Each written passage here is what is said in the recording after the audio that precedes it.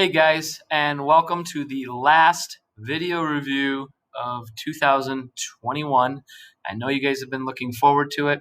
2 weeks till the exam. Period 9, 1980 to 2001, the modern era. And basically, this is the conservative reaction, Reagan and the age of Reagan, and then global terrorism after the end of the Cold War. All right, so first thing is the rise of conservatism, okay? One of the things that's really important to get, and I saw in some of your essays that you guys got this, is that Reagan was the end result of the conservative reaction, okay? Reagan benefited from the conservative reaction that really started in the 1970s and led to his election in the 1980s. Look back if you want some history to go with that. Roe versus Wade would be very good. The rise of people like Phyllis Schlafly and Jerry Falwell, the affirmative action case of Regents versus University of California, Berkeley versus Bakke. And he basically benefits from this backlash to almost a century of a fundamental change in the federal government. The progressive era, back at the beginning of the century, the New Deal during the Great Depression, and most importantly, the Great Society, which would be the closest thing to it. And the reactions to this change in the role of the federal government is what leads to this reaction. And you're still seeing this in our politics today. Another thing that's really important here, guys, is the Immigration Reform Act. This is the beginning of the third wave of the third wave of immigration began in 1965, but this reforms it. This brings in the citizenship for a lot of people who had come up from South America and Mexico. And this was done under Reagan. He was very favorable to immigrants, something that's interesting to think about. All right, the reaction to the conservative reaction was Clinton. All right, a moderate Democrat, a conservatively economic Democrat, but a liberally social Democrat, and also still called today a Clintonian Democrat.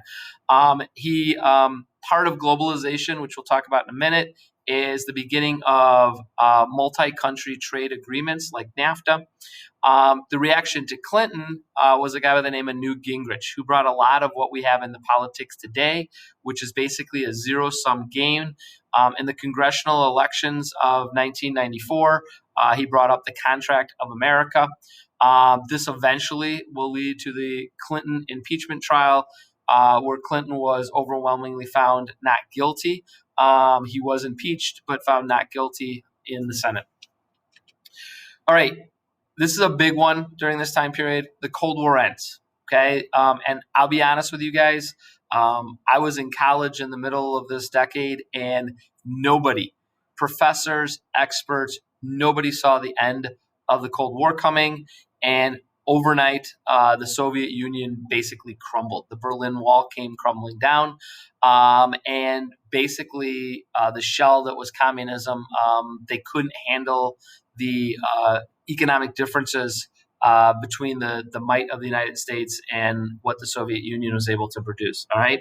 But the guy who gets a lot of credit for this is a guy by the name of Mikhail Gorbachev. And that's important to understand. He's the one that brought glasnost and perestroika to the Soviet Union. Once you had this political opening and, more importantly, the economic opening, the Soviet people saw what they were missing, and they didn't want to miss out on it anymore. And that led directly to the fall of the Berlin Wall. However, we had a lovely piece of peace during the early 1990s until about 1995. It was about 5 years of very little global conflict. And then you get global terrorism. Okay, so in this country, we just replaced communism, which has been the boogeyman since 1919. And now we replaced it with another one, which is terrorism. This starts with the aftermath of the Persian Gulf War. It's the Persian Gulf War that kind of led to a lot of this stuff. There was a terrorist attack on the World Trade Center in 1993 that people forget about. That unfortunately led to the more devastating attack in 2001. That led directly to our actions in Afghanistan and Iraq, and we are still dealing with those actions 20 years later today. The current president just said that we will be out of Afghanistan and Iraq on September 11th of this year. Okay. And then finally, the world that you guys are most familiar with, globalization. All right. The internet, the World Wide Web, which is not nearly as old as you guys think it is.